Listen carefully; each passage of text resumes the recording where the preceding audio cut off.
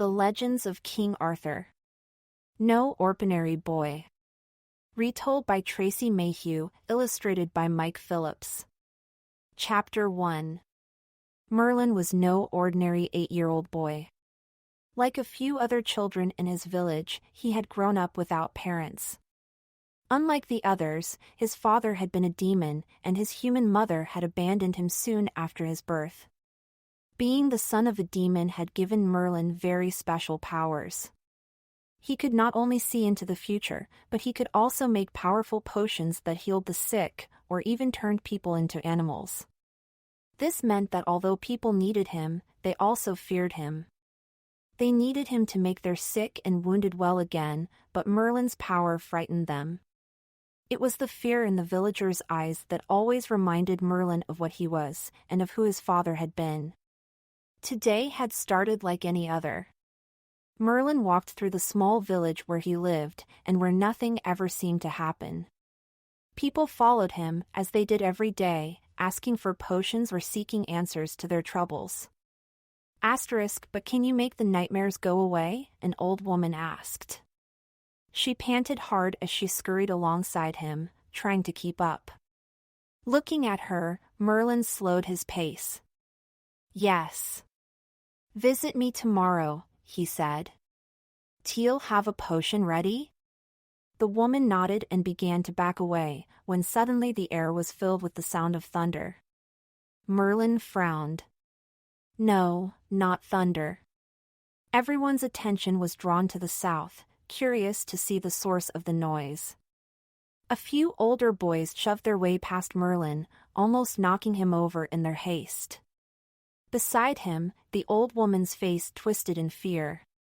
What's that? She asked horses, someone shouted excitedly. Quickly moving through the crowd, Merlin reached the front. His attention was fixed on the near horizon.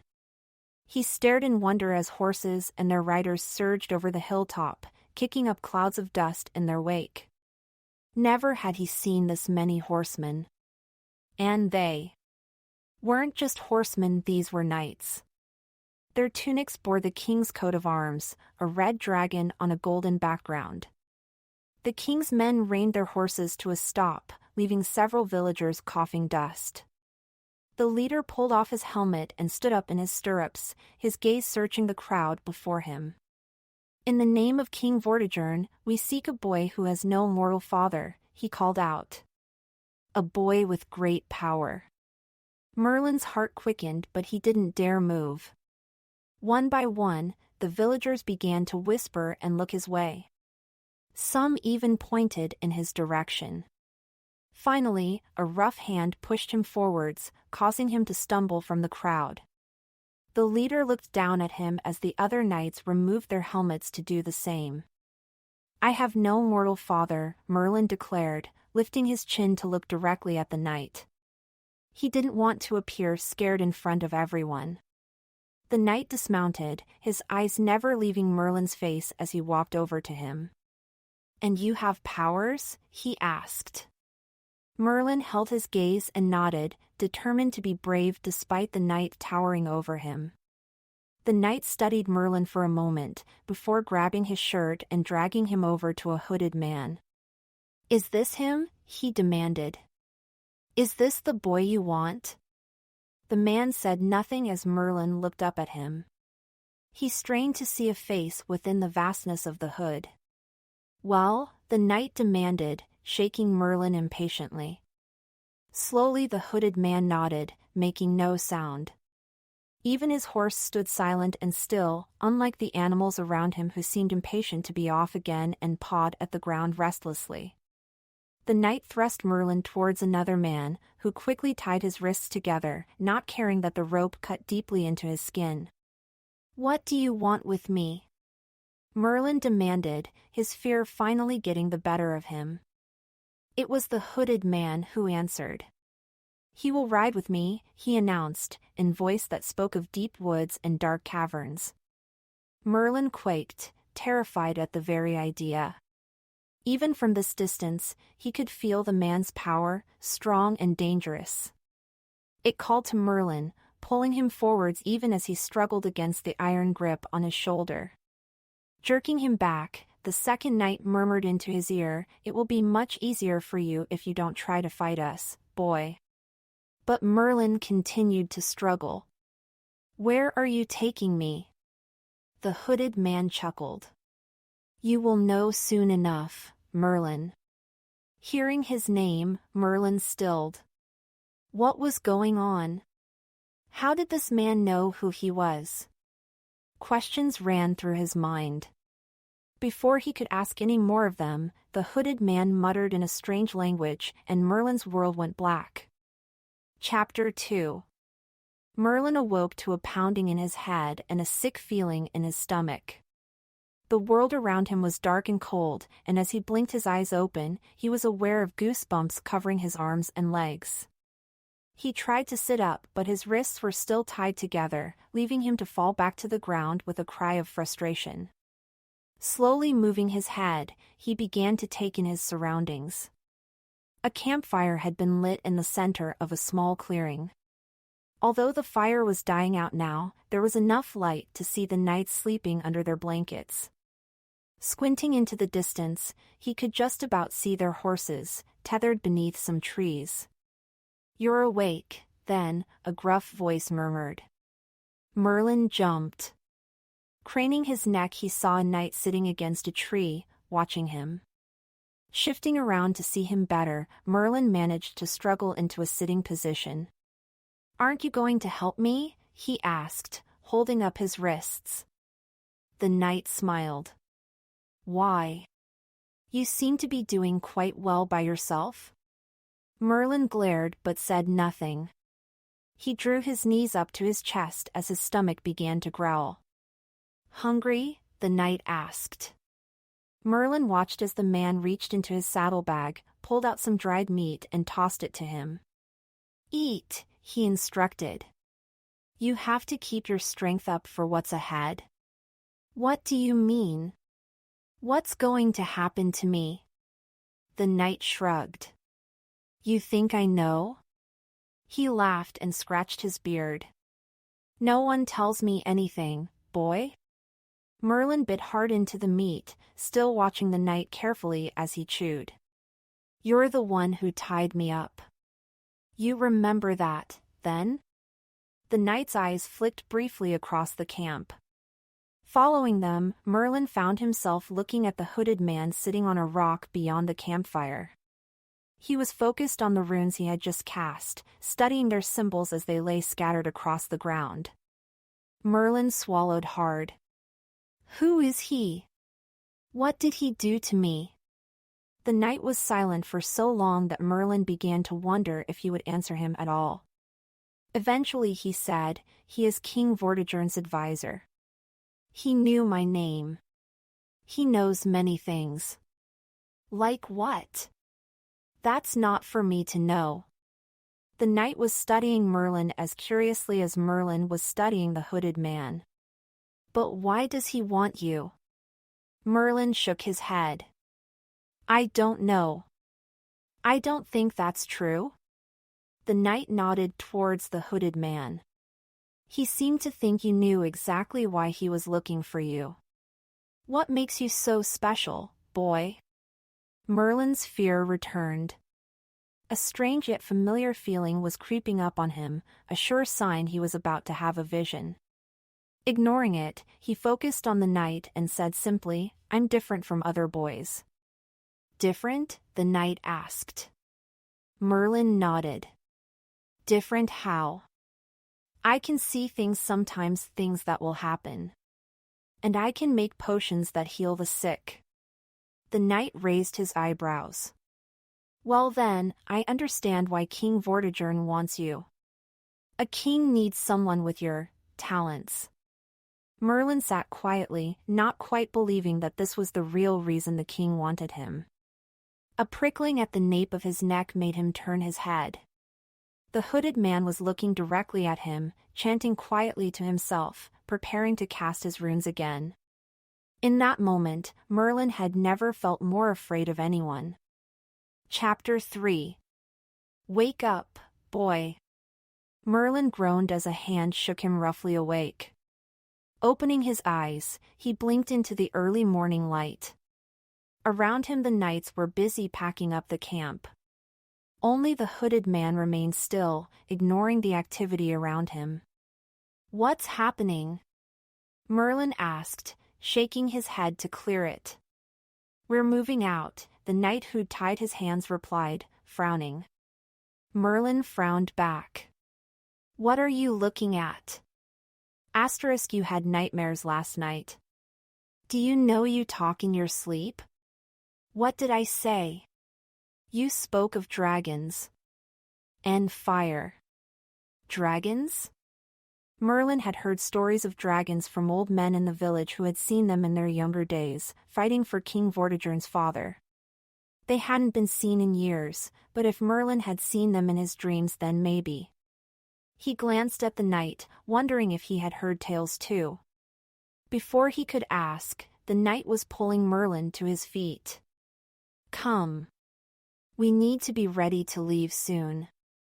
Guiding him towards some trees, he added, "You can relieve yourself over there." Merlin looked around, a plan already forming in his mind. "Are you going to untie me?" he asked. Sighing, the knight pulled out his dagger, easily slicing through the rope.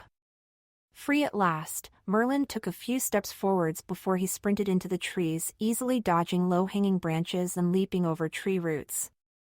His heart pounded as he heard shouts erupt behind him and the knights begin to give chase. Without looking back, Merlin sprinted on. Then suddenly he froze, suspended in mid-run above the ground. "You cannot escape me, Merlin," the hooded man announced, stepping out from behind a tree just ahead. Merlin could feel the man's power squeezing him, holding him in place. "What are you doing to me?" he groaned, struggling against the invisible grip. "Only what is necessary," the man replied quietly. He released his hold just as a group of knights, led by Merlin's guard, stumbled through the trees. "Do that again, boy, and I'll see you make the rest of the journey in chains," the knight threatened, marching over to him. Pulling him to his feet, the knight tied his wrists again, even more tightly, before grabbing his arm and leading him back to camp. Looking back, Merlin was shocked to discover that the hooded man had vanished. Where did he go? Who? The hooded man, Merlin said. He was here. Don't be stupid, boy. He's in the camp waiting for you. Now that's enough. I can do without any more trouble from you. Merlin thought better of arguing. Clearly the knight hadn't seen anything. It wasn't long before they were back in the camp, and Merlin was seated on the hooded man's horse. You disappeared, he whispered. How did you do that? A knight from somewhere up ahead gave the call to move off. As the hooded man flicked the reins, Merlin noticed strange markings on the man's hands. He stared at them, taking in the unfamiliar lines and flowing shapes that disappeared beneath the man's sleeves. Don't stare, Merlin. Merlin jumped at the warning and fixed his eyes determinedly ahead. Once they had left the cover of the trees to join the main road, he was fascinated to see the rolling hills of the countryside opening up before him. He had never imagined the world beyond his village to be so beautiful, so green. Yet for all the landscape's beauty, Merlin knew that each step was taking him closer to an unknown fate. How long before we reach King Vortigern's castle? He asked anxiously. We will be there soon enough. I don't understand. Why do you need me? I'm just a boy? We both know that isn't true. You said so yourself to the knight, you are not like other boys. Merlin gaped. How had he heard that from across the camp? Sharing a saddle as they were, there was no hiding his trembling now. Merlin swallowed hard. Is that why King Vortigern wants me? For my visions and potions? You have many questions, Merlin, the man said. Soon you shall have your answers. Chapter 4. fire seared the night. Merlin felt it crisping his skin, but his attention was fixed on the sky above and the flashes of white chasing the darkness. All around him were the screams of people trying to run, then the sudden, dreadful silence as they were cut down. The churning, chewing, roiling, boiling of the land as a trail of fire scored a path straight through it. Straight at him. Straight. Merlin jerked awake, his heart pounding, his tunic soaked with sweat. He hated these visions. They never gave him the whole story, just glimpses into the future. A future he had no power to stop or change. He was often left terrified of what was to come. Taking a deep breath, he hoped that the man sitting behind him hadn't noticed anything. Thankfully, the hooded man was silent, giving Merlin the time he needed to calm down. As his heartbeat returned to normal, Merlin realized that many hours had passed since he was last awake. The sun was setting, silhouetting the hills against a fiery sky. His breath caught again at the image. At least there was no heat. Instead, a chill breeze had begun to whisper across the open plains. Merlin shivered, wishing he had his cloak, but it was back in his village, in the hut he called home. He sighed sadly, thinking of his home. It was only one room, with an earthen floor and a wooden roof that leaked, but he still missed it. He missed the bitter smells of his potions, the sweet smell of the lotions he made to treat burns and scrapes. He missed the woods he had spent so much time in, collecting the herbs and plants he needed to make his remedies. The sound of Knight's laughter brought Merlin's thoughts back to the present. The landscape around them had changed yet again. Rocky mountains had replaced rolling hills and open plains. Everything seemed darker now, and cold. Most of the knights had their cloaks pulled tightly around them, but the man behind Merlin didn't seem at all affected. "How long now?" Merlin asked, trying and failing to keep his teeth from chattering. "Not long." "Is that it?" Merlin asked, pointing ahead with a finger he feared might fall off. Is that King Vivor Vortigern's castle?" The man didn't answer, but seeing the knight's reaction, Merlin knew that it was. He smiled, glad that his journey had finally come to an end, and that he wouldn't have to ride with the hooded man any longer. Merlin sat up a little straighter, eagerly watching the knights as they guided their horses towards the castle gates. Men and women welcomed them home, and Merlin couldn't help thinking that he'd like to be a knight. To be loved by so many, instead of feared and sometimes hated. But they were no longer following the knights. "What's happening?" Merlin demanded. "Where are we going?" "To see King Vortigern," came the reply. "But shouldn't we be going to the castle?" "Why?" "King Vortigern isn't there." "But, where is he?" Up there, the tattoo hand pointed to the top or an enormous mountain. Merlin stared, taking in the sight. He had no idea how they were going to get up there. It looked too dangerous for travel. But the man's horse seemed to have no trouble with the rocky ground under its hooves. It plodded onwards, following a well-worn path up the mountain. After a while, Merlin summoned up the courage to look back and saw the castle far below. Inside the courtyard, he could make out fires burning and shadows moving. No doubt everyone was celebrating the knight's return. He wished he was among them. When they eventually reached the top, Merlin gasped. A huge fire pit cast everything in a warm, orange glow. Rocks and tools littered the ground, and wooden carts lay abandoned as exhausted-looking men sat around the fire eating and talking in low voices. To one side, equally weary cart horses stood nibbling at what little grass or shrubs they could find. Most of the men stopped what they were doing and began nudging and whispering to each other when they caught sight of Merlin. Two knights wearing the king's coat of arms stepped forward, then didn't seem to know what to do. After eyeing Merlin curiously, one of them turned and disappeared into the darkness beyond the firelight.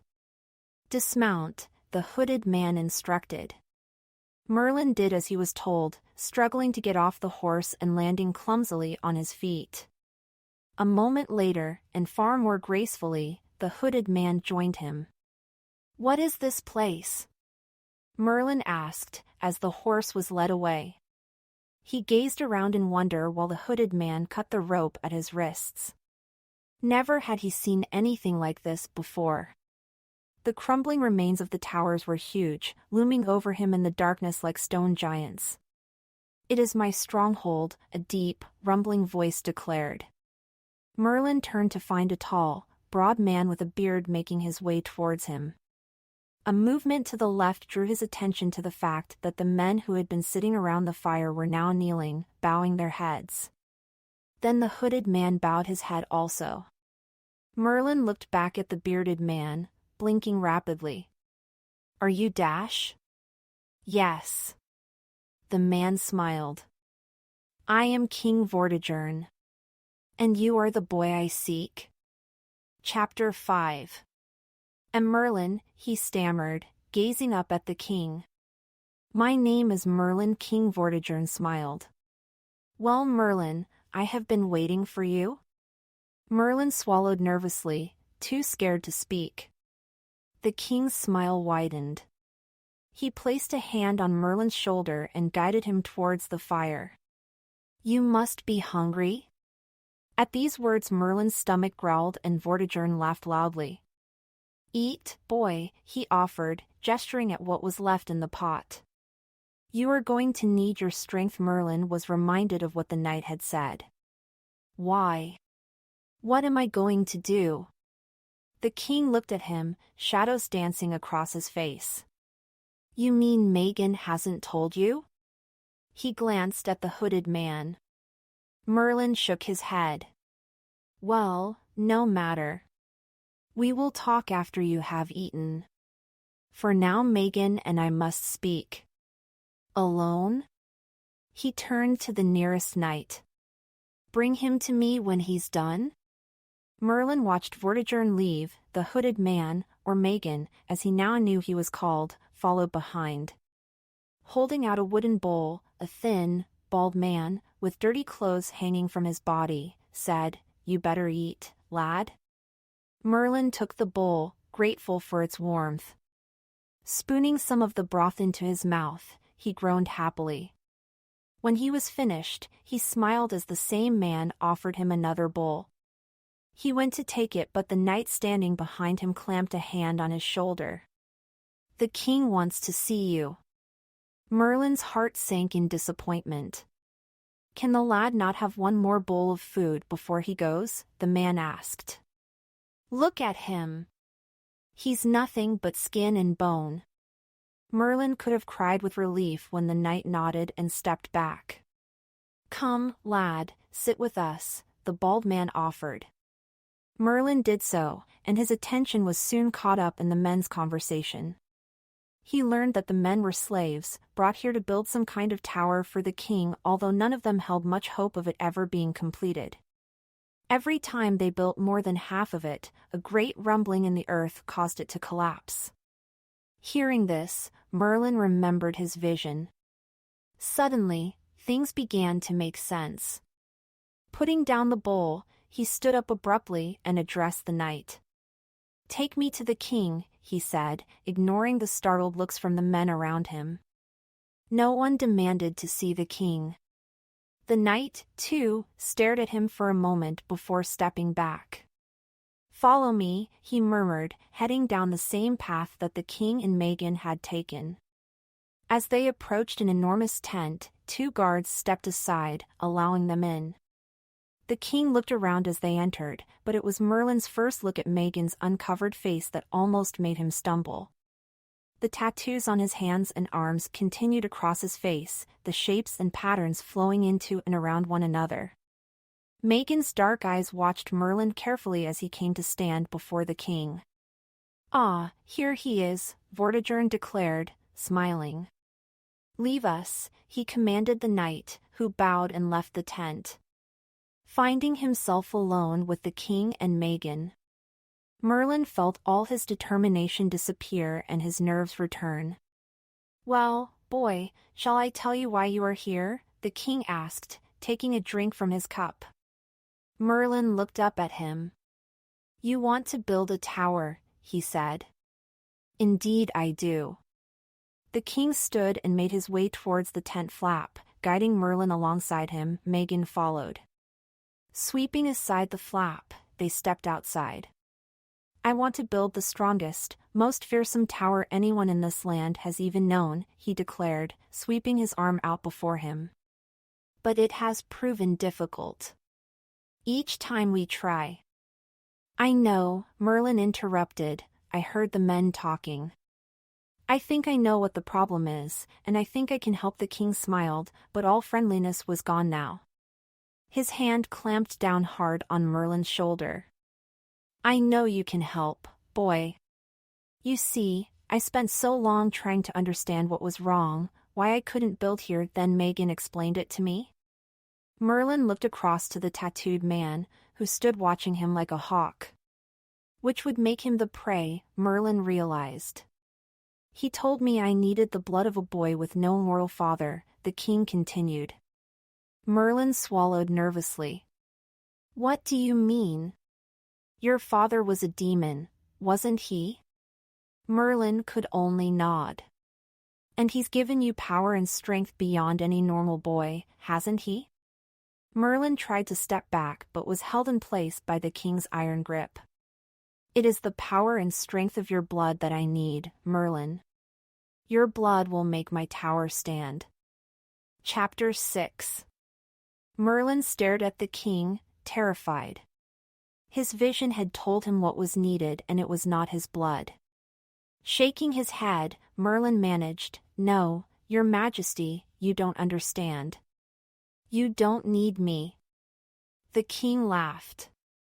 Come, lad, I know you're scared, but you have no reason to be. You should be proud to give your life for your king. Merlin shook his head. But you're wrong. The king's smile vanished. Wrong? You dare to tell me that I'm wrong? It is not blood you need, sire, Merlin continued. The reason you cannot build your tower is because there are 2 dragons living beneath a lake inside this mountain.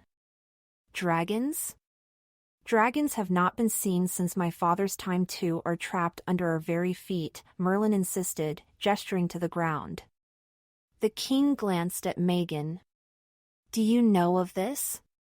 Megan shook his head. I know of no such thing, your majesty. So how do you know what my druids do not, boy? The king demanded. Merlin stood straighter.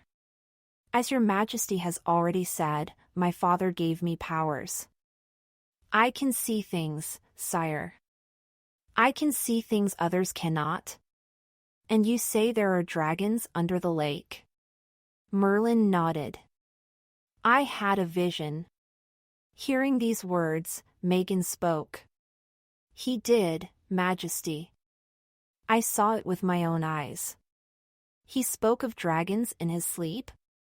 Merlin was surprised and grateful for the admission. The king looked between Merlin and Megan before nodding. If this is true, then I shall have the lake drained, he declared. Megan, stay with the boy. I do not want him left alone. Turning back to Merlin, he added, and if I find you are lying to me. The king left the threat unfinished, but Merlin still trembled as he watched him turn and march over to the slaves by the fire pit.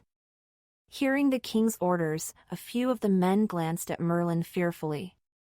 A memory of heat and smoke made it difficult for Merlin to look reassuring. Looking up at Megan, he said, when the dragons are released, they will set fire to the land? Megan said nothing, but for the first time since meeting him, Merlin thought he saw fear in the druid's eyes. Days passed, and Merlin was given a fine room in the castle. It seemed that King Vortigern intended to be kind, at least until he had confirmed how accurate Merlin's visions were. In the meantime, with each night of restless dreaming, Merlin's excitement grew. Soon he would see dragons. Living, fire-breathing dragons. But it was taking longer than he had thought to drain the lake, which gave Megan time to begin questioning his other powers. At first it made Merlin uneasy, but then he found himself answering just to pass the time. On the 7th day the king finally announced that it was finished and gathered them outside. "So where are your dragons, boy?" he shouted up from the bottom of the cliff. He and his knights were arranged there expectantly. Merlin and Megan stepped up to the sheer edge, peering down into the crater that marked part of the empty lake below. The other part disappeared beneath the mountain. Merlin waited. "Well?" the king demanded. "Where are they?" As if in answer, the ground began to shake. It shook so violently that the king's horse reared, and his men were thrown off their feet. People in the nearby town dashed out of their houses and into the streets. From his knees, Merlin smiled with delight. He covered his ears as a thunderous roar filled the air. Another soon followed as Megan dropped down beside him. Merlin crawled back to the edge and looked down, his eyes fixed on the dry lake bed as it began first to split, then to crumble. Suddenly it erupted, sending cracks up the side of the mountain and rocks flying through the air. A long white claw emerged, followed by an enormous, scaly head. Merlin gasped as the dragon climbed into view, shaking rubble from its wings. It was so beautiful, so majestic, with golden eyes brighter than the sun. Screams of panic broke through Merlin's awe. The flying rocks had reached the town, and a ledge had sheared off the side of the cliff, crushing men below. The dragon lifted its head, shooting a jet of fire into the sky before turning its attention to the people scrambling for cover. Merlin watched in horror as men and women were swallowed by flames. Even at this distance he could feel the heat on his skin, just like in his vision. Another explosion from deeper inside the mountain drew his attention. A flash of red shot from the darkness where the lake had disappeared beneath them. It leapt into the air, scraping a fresh hail of debris from the rocky opening. Gaining height, wings flapping wildly, a red dragon closed in on the white. The two clashed in midair, tails slicing the cliff face, claws tearing at each other. The white dragon snapped at the red, tearing its flesh, making it scream in agony. The pair rolled through the sky, trailing fire in all directions, sketching jagged black shapes across the land. When they stopped, the white dragon was on the red dragon's back. Both were roaring and biting, the people below watching in both fear and wonder. The battle was long. For most of it, it looked like the red dragon would lose. But eventually, the white dragon gave an exhausted cry and fell from the sky. It landed with a crash on the lake bed where it moved no more. Above them all, the red dragon roared once more in triumph, before sweeping its great body around and disappearing into the distance, and into legend. Chapter 7. Merlin gazed down at the destruction. The white dragon, once so beautiful, lay twisted and bloodied in the dust, leaving a little less magic in the world. As a creature of magic himself, it made Merlin's heart heavy. Behind him, Megan spoke, his voice filled with new respect. "I knew you were powerful, I sensed it many times. I just didn't know how powerful." Merlin ignored him as the king and his men crawled out from their hiding places below. Suddenly, one of the men turned, catching sight of Merlin on the mountain. "The boy," he cried, pointing up at him. The boy foresaw this. He knew about the beasts. It wasn't long before the air was filled with excited shouts. "Come, boy," Megan said, his voice gentle. "We must go and wait for the king." Nodding, Merlin followed Megan back to the tent in silence, wondering what was to become of him now. Inside the tent was warm, but Merlin could not stop shivering. His teeth chattered as he tried to warm his hands by the fire. Megan fussed about him, draping furs across his shoulders, far more respectful now that he had seen what Merlin could do. "You will come to Avalon with me," he declared. Avalon was the home of the Druids. According to the stories, it was a place of mystery and darkness. Merlin shook his head. I'm not a druid. I'm not one of you? Megan finished stirring a wooden cup and sat down across from him. You will live among us. You will learn from us. But you shall not be one of us? He smiled. You are something greater. Always remember that. Merlin's heart beat faster. But I don't. You will have a home, people who understand you, people there who can help you. Your powers will grow under their guidance. Merlin had to admit, he liked the idea of belonging somewhere, of being with people more like him. He even liked the idea of becoming more powerful. He nodded. Teal come with you? Megan smiled. Good. Now drink this, he said, offering him the cup. Merlin took it, coughing on the bitter liquid.